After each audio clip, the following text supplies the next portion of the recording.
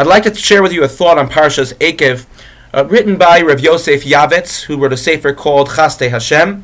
He lived hundreds of years ago and was expelled from Spain. So to give us some context as to when he wrote these words, he quoted the pasuk that's very familiar to all of us from benching. V'achalta v'savata uve'erachta es Hashem Elokecha. You shall eat and you shall be satiated and you shall bless Hashem your God. This is a pasuk which many of us know from benching.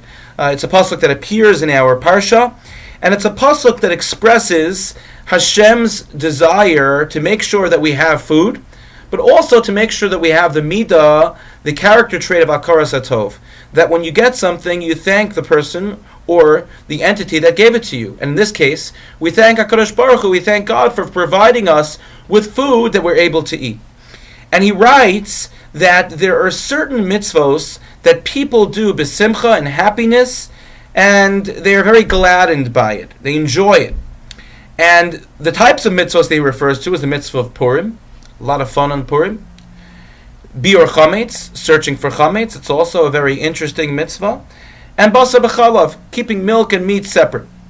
I don't know how much fun that is, but the reality is that that's our kedusha, that's our sanctity, of keeping meat and milk separate and being able to have what we call a kosher kitchen and a kosher home. And he identifies these three mitzvahs as being more popular mitzvahs of his time. And he says there are other mitzvahs which don't have as great mazel as the others. And what does that mean by that? So he said that everyone is mekayim, everyone fulfills the mitzvah of v'achalta v'savata.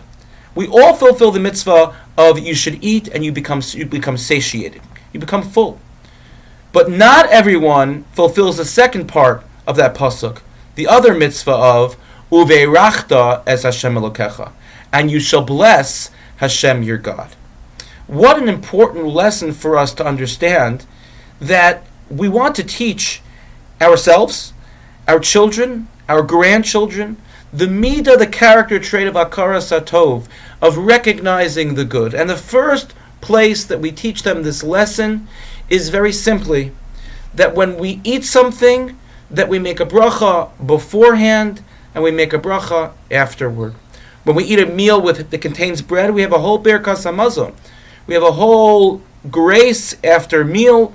We have a whole blessing that we say.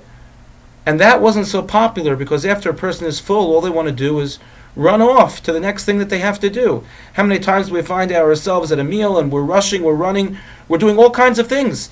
But to stop and pause and to thank Hashem, sometimes we may forget, or we allow ourselves to forget to do. But it's not only benching. Even if we don't have a meal with bread, there's still a bracha that has to be said. Whether it's the bracha of Al HaMichya or the bracha of Bori Nefashos. I remember having a friend in yeshiva who said to me that he grew up in a modern Orthodox home and he never knew that Birkas Hamazon was supposed to be said during the week.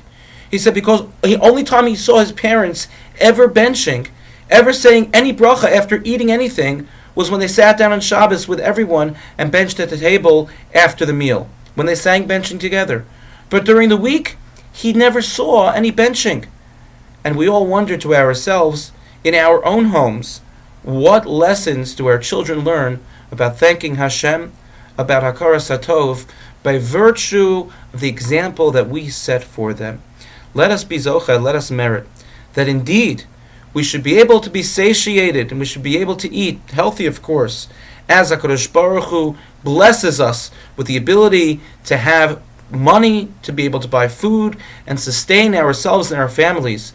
But let us not forget to thank Hashem by making a bracha before and after we eat. And in the zechus, in that merit of thanking Hashem, of being makir tov, of recognizing the good that He does for us, may He continue to bestow blessings upon us and all of the Jewish people. Thank you for listening. Have a good Shabbos.